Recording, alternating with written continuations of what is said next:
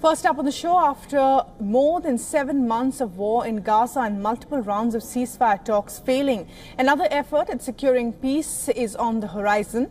Prospects have emerged of a ceasefire after Hamas has said that it is ready for a complete agreement if Israel stops the war.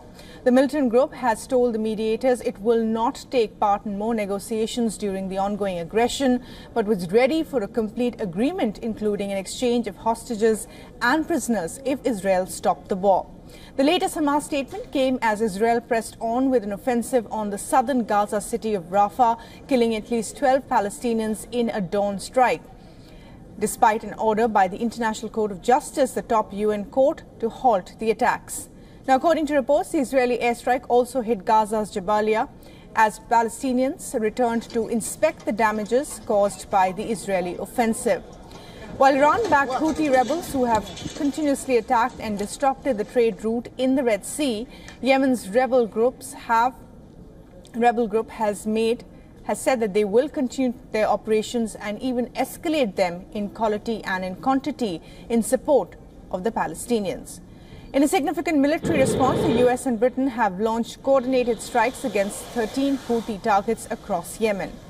On the other hand, the Israeli Prime Minister Benjamin Netanyahu has urged its ally, the US, to sanction the International Criminal Court after its prosecutor requested his arrest warrant over alleged war crimes carried out in Gaza. Now, in an interview, Netanyahu has said he is surprised and disappointed that a bipartisan bill in Congress to sanction the ICC has not been yet put forward. America is in peril because if Israel's elected officials are issued warrants and Israel's soldiers are issued warrants, the same thing will happen to your soldiers and to your elected officials. And that's why America traditionally said we don't accept the ICC rulings. And frankly, I'm surprised and disappointed because I think it's to the detriment not only of Israel's interest, I think it's to the detriment of America's interest, because Israel may be attacked first by the ICC, but you're next. America's really the target.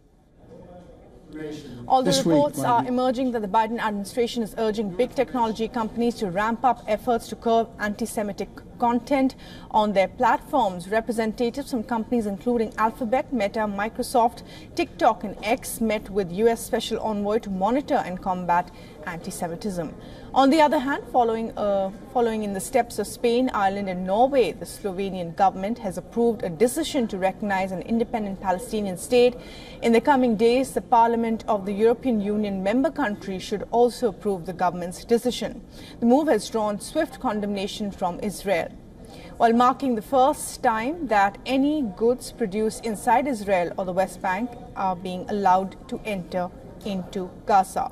Now, according to the officials in the war-torn territory, Israeli military has lifted a ban on the sale of food from Israel and the occupied West Bank as its battlefield offensive chokes international aid.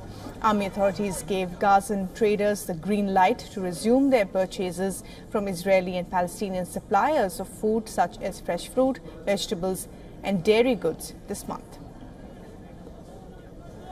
For all the latest news, download the WION app and subscribe to our YouTube channel.